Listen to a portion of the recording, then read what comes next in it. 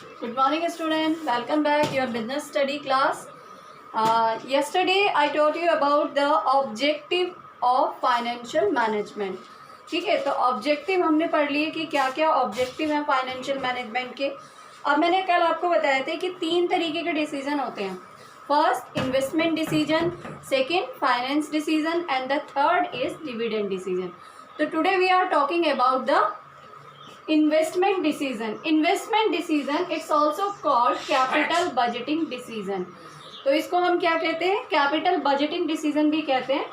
अब बेटा investment decision, investment मैंने कहीं पर अपना पैसा इन्वेस्ट करना है और उसके लिए डिसीजन लेना है। तो ये एक बहुत ज़रूरी बहुत इम्पॉर्टेंट पार्ट है कि किस तरीके से मुझे इन्वेस्टमेंट करना चाहिए। ठीक है, तो इन्वेस्टमेंट डिसीजन बहुत इम्पॉर्टेंट होता है किसी भी कंपनी के लिए, क्योंकि अगर आपने एक बार कहीं पे अपना पैसा इन्वेस्ट कर दिया है तो उसको आप सेम टाइम में रिकवर नहीं कर सकते। एक टाइम लॉन्ग टर्म पीरियड लगता है, क्योंकि इन्वेस्टमेंट जो होते हैं, मैंने कल भी आपको बताया था, हमारा जो इन्वेस्टमेंट है वो हमारा किस में इन्वॉल्व होता है? फिक्स एसेट्स में। और फिक्स एसेट्स में अगर आपने एक बार पैसा इन्वॉल्व कर दिया है तो उसको हम वापस बैक कर ले, ये हमारे लिए पॉसिबल नहीं होता। ठीक है, और देखिए इन्वेस्टमेंट डिसीजन का मेन मोटो क्या होता है कि हमने जितना इन्वेस्टमेंट किया है उससे मुझे कितना बेनिफिट मिलेगा। ठीक है, हर कोई व्यक्ति इन्वेस्टमेंट इसीलिए करता है कि फ्यूचर में उसे उससे क्या हो? प्रॉफिट हो। तो कंपनी का भी मेन डिसीजन यही क्या होता है कि जब वो कहीं पे इन्वेस्टमेंट कर रही है तो फ्यूचर ग्रोथ जो होती है उसकी, वो उससे डायरेक्टली लिंक्ड होती है। ठीक, तो today we are talking about importance of investment decision. तो फर्स्ट हमारा क्या है? Long term growth. तो अभी हमने यही बात की कि इन्वेस्टमेंट डिसीजन जो डायरेक्टली रिलेट करता है वो किसको करता है? लॉन्ग टर्म ग्रोथ को। The capital budgeting decision effecting the long term growth of the company as fund investment in long term assets being return in future. मैंने अभी आपको बताया जितना भी लॉन्ग टर्म इन्वेस्टमेंट किया जाता है वो उसका मेन मोटिव होता है कि फ्यूचर में मुझे उससे कितना रिकवर होगा, कितना मैक्स टू मैक्स में प्रॉफिट लूँगी। अगर मैक्स टू मैक्स में जो प्रॉफिट नहीं मिल रहा है तो फिर उस डिसीजन मेरा या तो गलत है। ठीक है, तो लॉन्ग टर्म ग्रोथ होती है। आज ही आपको नहीं दिखाई देगा प्रॉफिट आपको मिलेगा, लेकिन लॉन्ग ड्यूरेशन में। ठीक है, और वो काफ़ी लंबे टाइम तक आपको प्रॉफिट मिलता रहेगा। ऐसा नहीं है आपने आज ही सामान इन्वेस्टमेंट किया और आपको कल से उसका प्रॉफिट मिलना शुरू हो गया। नहीं, ये एक ऐसा डिसीजन है जिसमें आपके लॉन्ग टर्म ग्रोथ की प्रॉस्पेक्ट्स जो होते हैं वो बहुत ज़्यादा होते हैं। Now we come to the next point, large amount of funds involve. तो देखिए जब लॉन्ग टर्म ग्रोथ हो रही है तो इसका मतलब क्या है कि फंड भी जो इन्वॉल्व होंगे वो एक ह्यूज अमाउंट होगा। ह्यूज अमाउंट का फंड इन्वॉल्वमेंट होता है।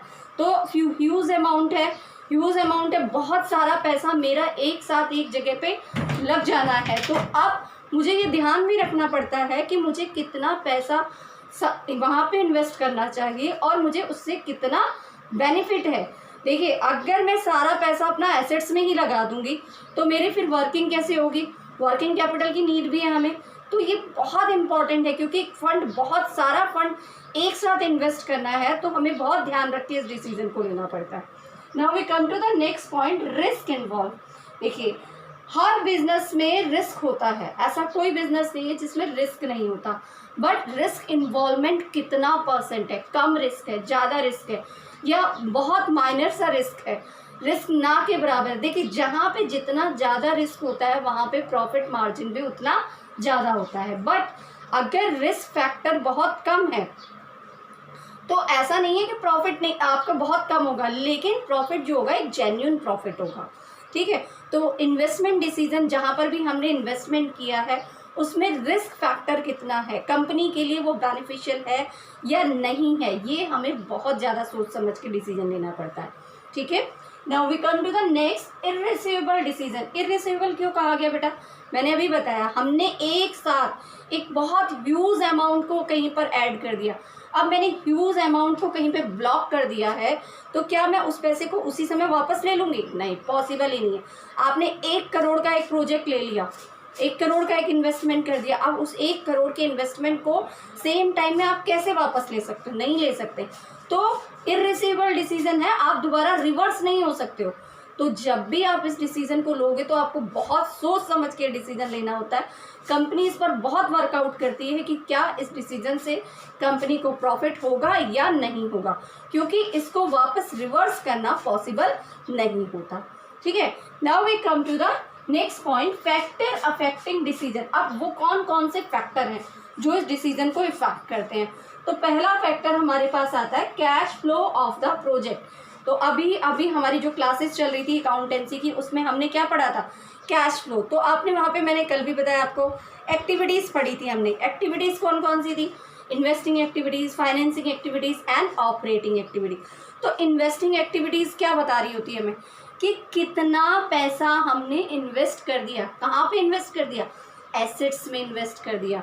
कितने पैसे की ज़रूरत नहीं थी, अगर मैं एक ह्यूज अमाउंट सारा का सारा इन्वेस्ट कर दूंगी, a company is investing huge fund and an investment proposal, it expects some regular amount of cash flow to meet day to day requirement। मुझे day to day requirement भी तो complete करनी है अपनी, क्योंकि बिजनेस में day to day requirement की बहुत नीड होती है।